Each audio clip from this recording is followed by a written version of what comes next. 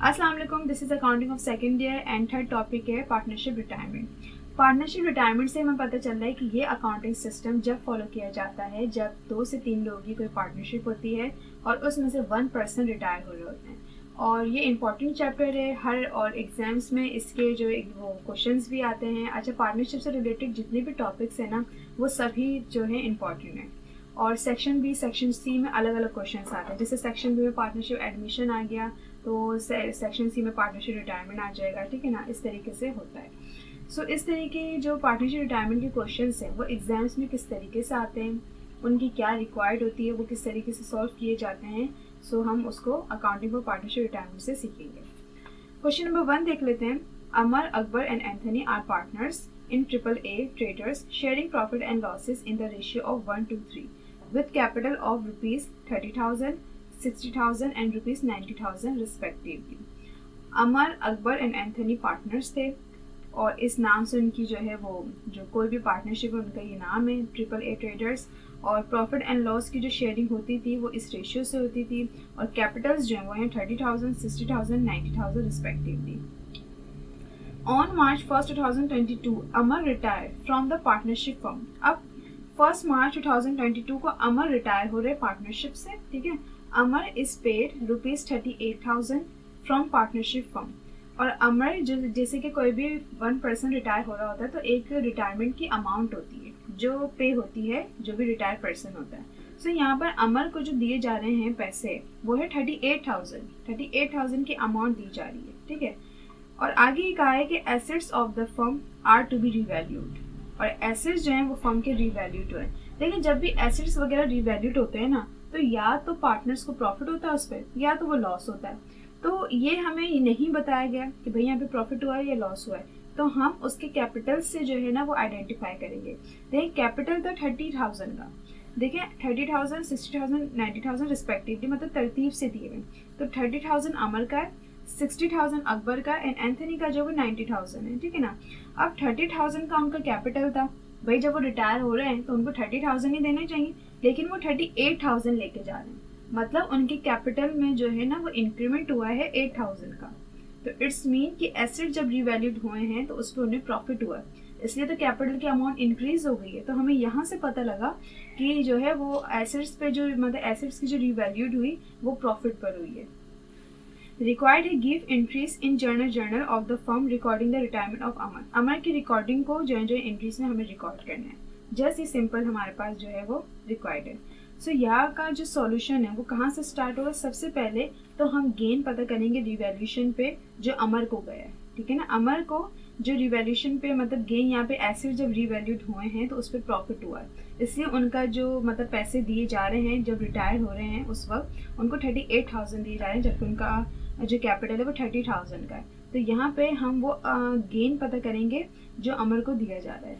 तो calculation gain on revaluation to Amar to pay 38,000 कि अमर को जो पे है वो 38,000 है लेस अमर्स कैपिटल। अमर का जो कैपिटल था वो 30,000 का था। 38,000 में हमने कैपिटल को लेस किया। गेन ऑन रिवैल्यूशन टू अमर 8,000, जो रिवैल्यूशन पर गेन हुआ था और अमर को जो गया है, ठीक है, जस्ट अमर को जो गया है वो 8,000 का है, ठीक है। अब हम पूरे फर्म का रिवैल्यूशन गेन पता करेंगे, क्योंकि अभी तो सिर्फ गेन हमें पता चला है जो अमर को दिया है, लेकिन बाकी जो रिमेनिंग पार्टनर्स हैं उनको कितना गेन गया, क्योंकि यहाँ पे हमें वो भी कैलकुलेट करना है। क्योंकि जब रिवैल्यूशन की बात आ गई ना तो फिर वो जो रिवैल्यूड गेन है ना वो फिर सब में डिस्ट्रीब्यूशन करना होगा, ठीक है। इसलिए हमने पहले सिर्फ अमर को जो गेन जा रहा था वो हमने कैलकुलेट करा। अब हम इस गेन से पूरे फर्म का गेन भी पता कर सकते हैं, ठीक है। तो यहाँ पे मैंने शेयरिंग रेशियो लिखा। भाई शेयरिंग रेशियो जो था वो 1:3 था। मैंने इनको प्लस करा तो मेरा आया टोटल रेशियो 6।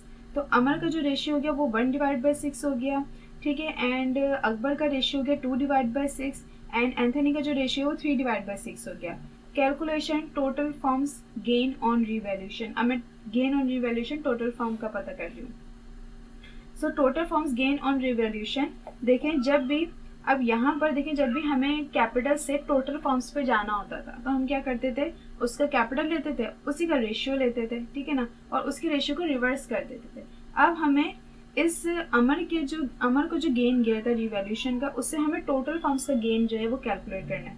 तो जस्ट वो सेम यहाँ पर जो है वही कैलकुलेशन की जाएगी कि हमने अमर का गेन लेना है और अमर का जो रेशियो है उससे हमें मल्टीप्लाई करना है, लेकिन जो रेशियो है वो हम रिवर्स कर देंगे।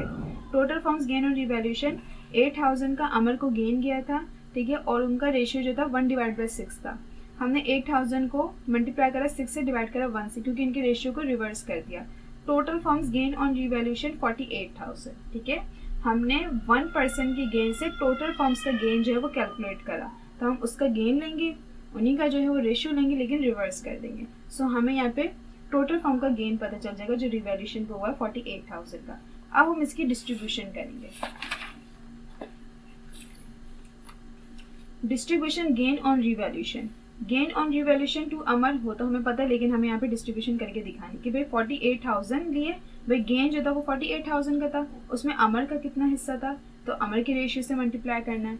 फिर gain on revaluation to Akbar, gain लिखा टोटल फॉर्म का और फिर हमने अकबर के रेशियो से मल्टीप्लाई करना है। Gain on revaluation to Anthony, total gain लिखा और उसको हमने एंथनी के रेशियो से मल्टीप्लाई करा। सो जब हमने इसको मल्टीप्लाई करा तो यहाँ पे 8000 आया, यहाँ पे 16,000 आया एंड यहाँ पे 24,000 आया। ये हमने डिस्ट्रीब्यूशन कर दी।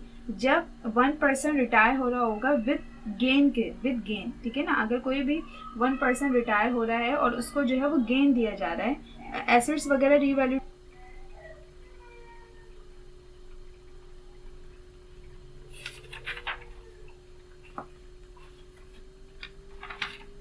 ठीक है। तो यहाँ पर जब भी हमें जो है वो रिटायर, जैसे कि कोई भी 3rd पर्सन जो है वो रिटायर हो रहा है और गेन के वक्त जब भी एसेट्स की रिवैल्यूएशन हो रही है और उसकी रिटायरमेंट की भी वही डेट जो है वो पास है, ठीक है ना, क्योंकि यहाँ पे उन्होंने कहा था कि अमर जो रिटायर हो रहे हैं ना वो एसेट्स की रिवैल्यू के वक्त हो रहे हैं, ठीक है। तो फिर जो है इसलिए उनका जो 30,000 का कैपिटल था और जब पे का वक्त आया तो 38,000 का हो गया। इसलिए फिर हम वहाँ का जो सॉल्यूशन स्टार्ट करेंगे वो अमर का पहले गेन हमने कैलकुलेट करा, फिर टोटल फॉर्म का हमने गेन कैलकुलेट करा, फिर उसकी डिस्ट्रीब्यूशन करी, फिर हम एंट्रीज पर आएंगे, ठीक है। और एंट्रीज में अगर डेट दी जाएगी तो डेट ज़्यादातर जो रिटायरमेंट की डेट होती है ना वो दी जाती है कि भाई इस डेट को ये पर्सन जो है रिटायर हो रहे हैं। तो 1 मार्च 2022 को जो है वो रिटायर हो रहे थे, ठीक है। सो हमने यहाँ पे डेट या सीरियल नंबर जो भी है वो यहाँ डालेंगे, particular posting reference debit and credit, पूरा जहाँ जहाँ एंट्रीज के लिए हम कॉलम प्रिपेयर करेंगे।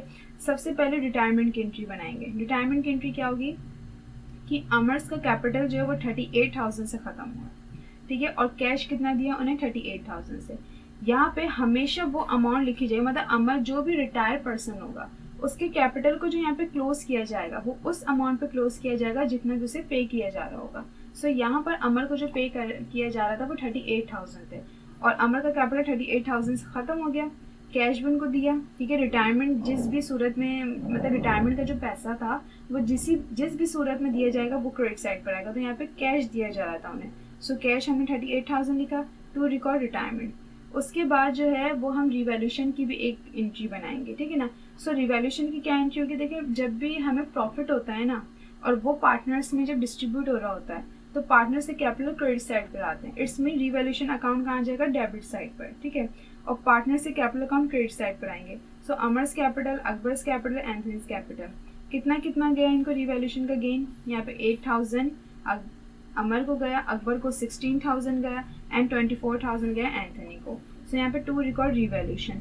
आप लोग जब एंट्रीज बनाएंगे जब, तो आप पहले रिवैल्यूएशन की बनाइएगा और फिर लास्ट में रिटायरमेंट की बनाइएगा, ठीक है। यहाँ पे मुझसे एक गलती हो गई है क्योंकि रिटायरमेंट की एंट्री लास्ट में बनती है, मतलब पहले जितना भी प्रॉफिट वगैरह डिस्ट्रीब्यूट हो रहा है वो होगा, फिर जाके जो है वो अमर रिटायर हुए, तो पहले आप रिवैल्यूएशन की एंट्री बनाइएगा, क्योंकि फिर यहाँ पे ना एक कन्फ्यूजन है वो हो जाएगी। क्योंकि आप लोग सोच रहे होंगे भाई अमर का कैपिटल तो 30,000 का था, ये हमने 38,000 से उसको क्लोज क्यों करा, क्योंकि अमर का कैपिटल यहाँ पे तो 30,000 का था, देखिए यहाँ पे तो 30,000 का था, लेकिन अमर का कैपिटल यहाँ पे 8,000 से इंक्रीज हुआ, इस वजह से 38,000 का हो गया, वो हमने यहाँ पे क्लोज कर दिया और कैश क्रेडिट कर दिया।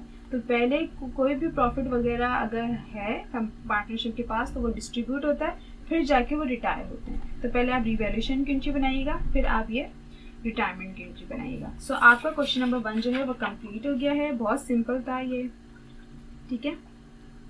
सो आपका क्वेश्चन नंबर 1 कंप्लीट हो गया है।